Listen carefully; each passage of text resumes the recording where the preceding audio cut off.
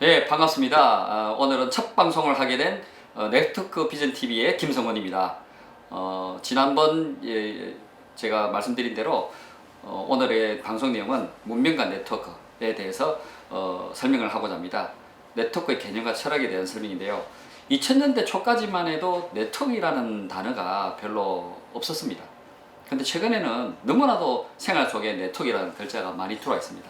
그런데 사람들은 아직도 네트워크가 뭔지를 모릅니다. 네트워크가 무슨 다단계가 아니냐? 이 생각만 합니다. 아니면 우리가 흔히 사용하고 있는 SNS 있죠? 카톡이나 뭐 페이스북이나 뭐 이런 게 네트워크다. 뭐 이렇게 생각하고 있죠. 근데 네트워크는 뭘까요? 네트워크는 인터내셔널 네트워크. 우리 인터넷이 인터내셔널 네트워크이죠. 왜 그걸 줄임말이 줄여서 그냥 네트워크라 표현하는 거죠. 근데 거기서 국한되는 게 아닙니다. 네트워크는 인류 역사상의 문명 속에서 늘 존재해 왔던 것입니다. 그거를 제가 오늘 설명을 하고자 합니다. 그래서 오늘 제목은 문명과 네트워크. 문명의 발전은 네트워크와 표준화에 의한 인간 영역의 팽창의 역사다 라고 제가 정의를 내렸어요. 이거 내가 내린 정의입니다. 어디에도 나와 있지 않습니다. 제가 이 내용을 가지고 17년 전부터 책을 써오고 있습니다. 책을 근데 17년 동안 쓰면서 아직 발간은 안 했어요. 언젠가는 발간을 하려고 준비를 하고 있습니다. 그래서 오늘은 여러분에게 네트워크에 대한 고정관념을 깨는 것이 제 방송의 목표입니다. 그래서 다음에 방송을 페이지를 넘어가야 되는데 자 넘어가네요. 영역의 분류. 우리가 인간의 삶의 영역이 있습니다. 세 가지 영역이 있는데요. 현상세계, 그리고 가상세계, 그리고 생명세계. 세 가지로 분류하고요. 크게 분류하면 또 한 가지 더 넣게 돼요.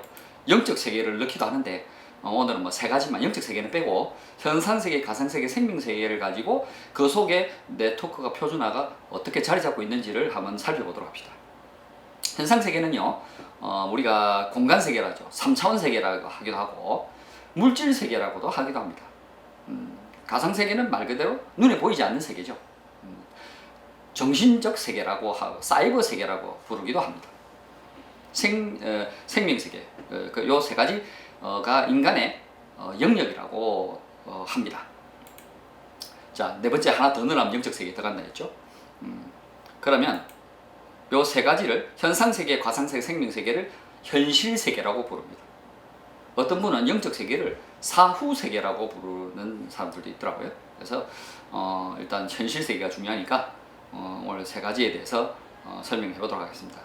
그러면 제가 주장하는 건요, 이 인간의 영역이 자꾸 지나갈수록, 시간이 갈수록 팽창된다. 익스펜전, 팽창된다는 것을 내가 강조하고 있습니다. 옛날에 우리가 늘 배웠죠. 우주가 어떻게 한다고요? 팽창한다고 배웠죠. 우주의 팽창 이론 너무나 잘 알으실 겁니다. 우주만 팽창하는 것이 아니고 인간의 영역도 팽창합니다. 그래서 어쩌면 팽창은 우주의 본능이 아닐까. 우주의 본능 따라 인간도 계속 삶의 영역을 팽창시키고 있다라는 것이 제가 주장하는 이론의 핵심이고 책의 주제이기도 합니다. 자, 팽창의 그럼 수단은 뭘까요? 한번 살펴봅시다. 현상세계 먼저. 현상세계는 어떻게 팽창되느냐? 그리고 가상세계는 어떻게 팽창되느냐, 이 두 가지를 가지고 먼저 생각해 봅시다. 자, 현상세계는요, 속도가 중요해요. 속도가 빨라야지 인간의 그런 활동 영역이 넓어지겠죠. 옛날에 그죠? 마차를 타고 달리는 시절에는 일일 생활 영역이 굉장히 아마 좁았을 겁니다. 근데 시간이 지나면서 전기기관차가 발견되고 자동차가 발견되고 비행기가 나오고, 그죠? 요즘은 뭐 앨런 머스크가 뭐 그 지하 터널, 기차 이야기하죠. 진공 터널 만들어 갖고 열차로 달리면 점심은 뭐 일본에서, 저녁은 미국에서, 그 다음날 아침은 또 유럽에서 다시 한국에 돌아오고, 이런 식으로 전 세계가 일일 생활권에 들을 수 있는 세상이 올 수도 있어요. 그만큼 속도가 중요하다라는 거고, 속도에 의해서 현상세계가 팽창이 되는 이 원리를 가지고 있습니다. 그 다음에 현상세계도 좀 더 효율적으로 빨리 이렇게 속도감을 올리기 위해서는 네트워크가 필요합니다. 이게 눈에 보이는 네트워크라고 해서 그걸 가시망이라고 불러요. 망. 미국이나 뭐 영국이나 영어권에서는 네트워크라는 표현을 쓰지만 중국이나 한국, 뭐 일본 이런 동양 쪽에서는 망이라는 그물망자를 씁니다. 이게 같은 개념입니다. 그죠? 그래서 그 다음에 가상세계는 팽창되는 가장 중요한 게 표준화입니다. 그리고 가상세계를 다른 말로 버추얼 네트워크, 가상망이라, 눈에 보이지 않으니까 눈에 보이지 않는 가상망이라고 부릅니다. 그래서 이런 이론에 의해서 현상세계, 가상세계가 계속 이렇게 발전해 오고 확 팽창이 되어 왔다라고 저는 주장합니다. 속도를 높이려면 뭐가 필요하죠? 동력입니다. 동력. 그래서 우리가 산업혁명을 동력혁명이라고 부릅니다. 산업혁명이 농경시대 차이점은 이 에너지를 만들어냄으로써 그 에너지를 전기에너지와 운동에너지를 만들어내는 전기 터빈과 전기 엔진을 만들므로써 우리 가상세계와 현상세계를 획기적으로 팽창시키는 사건을 만들었기 때문에 그걸 산업혁명이라고 부르는 겁니다. 속도를 올리려면 첫째는 동력이 강해야 됩니다. 그 다음 뭐가요? 열이 발생합니다. 이 저항에 의해서 열이 발생하죠. 열에 견딜 수 있어야 되겠죠. 마찰력에 견디지 못하면 녹아버립니다. 그래서 우주에서 대기권을 뚫고 지구로 들어올 때 우주선이 어떻게 됩니까? 끝에 표면을 도제 성분을 쓰죠. 열에 견디는 내화 성분을 써야 됩니다. 안 그러면요 다 타봅니다. 불에 타봅니다. 지상에 떨어질 때 해성이 들어올 때도 우주권에서 다 타버리지 않습니까? 그러니까 그 엄청난 열에 속도가 올라간 만큼 열이 발생합니다. 만약에 진공 상태라면 이 마찰이 없으니까 속도가 올라가는 거죠. 그래서 지하 진공 열차, 진공 터널 열차가 바로 그런 원리로 만드는 겁니다. 다음에 충격에 또 견뎌야 돼요. 달리다가 받쳤는데 속도 엄청 빠른데 받치면 어떻게 되겠어요? 충격 에너지가 장난 아닙니다. 박살 나버리겠죠. 우주선을 타고 우주를 여행하는데 엄청난 속도에 뭐 다른 뭐 해성 조그만한 거하고 박치게 하면 어떻게 될까요? 대형 사고가 되겠죠. 그래서 충격에 견딜 수 있는 거. 그러니까 신소재 이런 것이 필요하겠죠. 속도를 높이기 위해서는. 그래서 옛날에도 네트워크 있었다 내가 아까 얘기했죠. 네트워크는 다단계가 아닙니다. 자, 도로망이라고 그러죠. 철도망이라고 부릅니다. 교통망이라고. 이 망이 뭐라고요? 네트워크라고. 혼자 네트워크에 대한 고정관념 좀 벌써 좀 벗겨지시는지 모르겠습니다. 표준화를 가상세계에서 가장 중요한 건 표준화인데 이 표준화를 해야 되는 이유가 뭘까요? 소통을 원활하게 하기 위해서는 반드시 이 표준화가 필요합니다. 표준화가 되지 않으면 소통이 제대로 될 수가 없습니다. 그래서 영역이 가상세계 영역이 확장이 불가능합니다. 그래서 가상망은 산업시대에 들어와서 전기 에너지가 생기면서 통신이 발달하고 그 다음에 신문, 잡지, 라디오, TV와 같은 4대 대중매체가 발달합니다. 윤전기가 돌아가니까요. 그래서 신문을 대량으로 찍어내기 시작한 거죠. 그 다음에 인터넷이 뭘까요? 통신과 매체를 합친 겁니다. 종합 매체를 하죠. 인터넷을. 그래서 매체의 성격과 통신의 성격을 둘 다 가지고 있다. 인터넷은 종합 미디어다. 종합 매체다. 라고 하는 것이 그 이유입니다.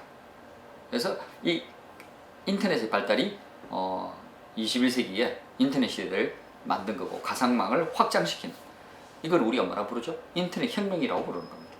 그래서 오늘 혁명도 아마 설명 뒤에 다 나오는데 혁명 속에 네트워크와 표준화에 대해서 이야기가 다 나옵니다. 한번 볼까요? 나는 분명히 역사 속에 다 이미 있는 거를 정리를 했을 뿐이에요. 정리를 했더니 뭐라 하더라? 이론이 되더라. 개념이 잡히고 철학이 되고 이론이 되더라. 그죠? 뭐 이거 정말 제가 책을 내면서 뭐 이론도 특허가 된다면 이 특허 내고 싶은데 가능할지 모르겠습니다. 자, 그 다음에 가상망과 가시망. 이 망이라는 거, 현상세계나 가상세계의 네트워크는 목적이 뭘까요? 연결합니다. 사람들을 연결하기 위한 수단이 이 망입니다. 만약에 도로가 없다면 일생활권이 넓어질까요? 좁아질까요? 좁아지죠. 도로가 구불구불 해보세요. 터널을 뚫어가 직선화시키는 이유가 뭘까요? 시간을 단축시키기 위해서. 속도를 올리기 위해서는 일단 직선화가 돼요. 그리고 도로에 이게 말을 달고 달리가고는 한계가 있죠. 말보다는 수레가 빠르겠죠. 발통이 빠르다는 거예요. 발통이 빨라도 동그랗게 만드는 이유는 뭘까요? 마찰력을 줄이기 위해서. 그것도 왜 그냥 비포장 도로를 달리지 왜 철로를 까는데 쇠 위에 하면은 마찰이 없잖아요. 비포장보다는 더 속도를 높일 수 있습니다. 그래서 진짜 속도 높이려면 발통이 없어야 되죠. 그게 진공 터널 열차입니다. 그거는 발통이 없어요. 튜브 안에 실린더, 주사위 실린더처럼 사람들이 타고 있으면요, 이게 캡슐이 휙 날아가요. 한쪽에서 쫙 빨아당기면 쫙 빨리 가는 거죠. 그래서 순간 이동처럼 이렇게 가버립니다. 그죠? 이게 우리가 속도를 높이는 방법이라고 내가 얘기했죠.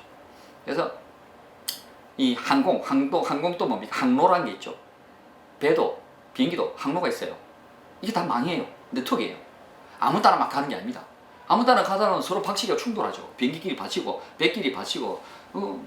그래서 가시망이라는 거는 도로, 철도, 교통망 이걸 이야기하는데요. 이 망이 결국 뭡니까? 도로망이 바로 네트워크입니다. 옛날부터 네트워크는 있었다는 거죠. 그래서 이 도로망을 우리가 직선화시키는 이유는 속도를 높이기 위한 겁니다.